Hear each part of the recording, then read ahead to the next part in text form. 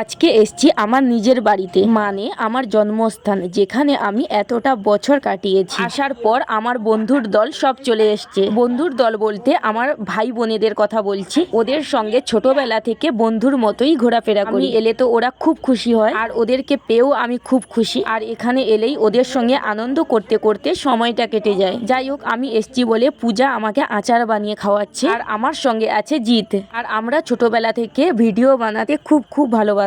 আর বিয়ের আগে তো 2-3 দিন সপ্তাহে পিকনিক লেগেই থাকতো। আর এমন কোনো পিকনিকের রান্না নেই যেটা আমরা বানিয়ে খাই। যাই হোক, আমরা এখানে আচার খাচ্ছি আর মজা করছি। আর এদিকে আজকে আমার ছোট দাদুর বাড়িতে মেঝো ঢালাই হবে, তাই দেখো মেশিন চলে এসছে। আর ছোট দাদু একটু পুজো দিয়ে দিচ্ছে, কারণ ঢালাইয়ের আগে নাকি পুজো দিতেই হয়। তারপর ঢালাই শুরু হয়ে গেছে, তাই আমরা সবাই দাঁড়িয়ে দাঁড়িয়ে দেখছি। আর এই প্রথমবার আমি সামনে থেকে ঢালাই দেখছি। এর আগে কখনো দেখা হয়নি, কারণ সেই রকম সময় সুযোগ কখনো হয়নি। এদিকে আমার ছেলে তো মেশিন দেখে খুব আনন্দ। যাই হোক, সবাই মিলে একসঙ্গে আড্ডাও দেওয়া হচ্ছে। আর এদিকে বাড়িতে ঢালাই হচ্ছে বলে আমার ঠাকুমা অর্ডার দিয়েছে, আজকে তুই ঘুগনিটা রান্না কর। তাই আমি আজকে ঘুগনিটা রান্না করছি বড় কড়াইতে করে। ঘুগনিটা আমার কিন্তু রান্নাও হয়ে এসেছে। আর এটা টেস্ট করার জন্য আমি পূজাকে আনলাম। পূজাকে টেস্ট করতে দিয়েছি। পূজা তো জানেই না যে এটা এতটা গরম, আর ও তো অজান্তেই খেয়ে ফেলেছে আর গরম লেগে গেছে। আর দেখো, তারপর ফাইনালি আমার কিন্তু তরকারিটা রেডি হয়ে গেছে। আর উনুন থেকে নামিয়ে ফেলেছি।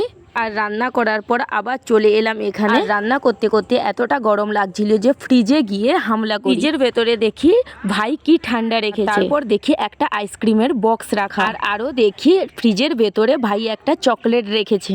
যাই হোক, চকলেটটা তো পরে খাবো, আগে একটু আইসক্রিম খেয়ে নিই। তাই তাড়াতাড়ি করে আইসক্রিম নিয়ে চললাম বাইরে। আর আমার তো প্রিয় খাওয়ার আইসক্রিম, চকলেটের থেকেও আইসক্রিমটা একটু বেশি খেতে ভালো লাগে। আর এক হাতে ফোন ধরেছি আর এক হাতে আইসক্রিমের ডাব্বা খুলছি, তাই একটু অসুবিধা হচ্ছে। আর খোলার সঙ্গে সঙ্গে একটা ছোট্ট হাত ছো মেরে নিয়ে নিল আইসক্রিম। মানে আমার ছেলে একদম রেডি ছিল যে কখন আইসক্রিমের ডিব্বাটা খুলবো ও আর নেবে।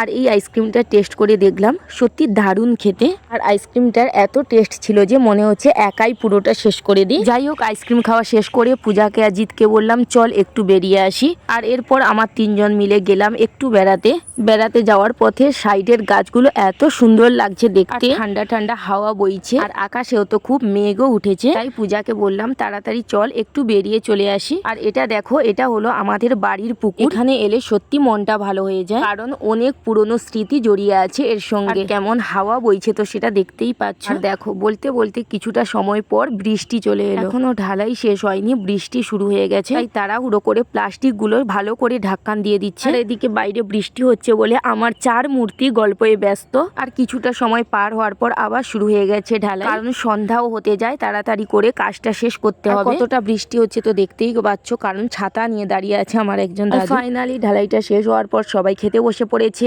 মিস্ত্রিরা খেয়ে দিয়ে সবাই চলে গেছে। যাই হোক, ভিডিওটা এইটুকুই। কেমন লাগলো জানিও।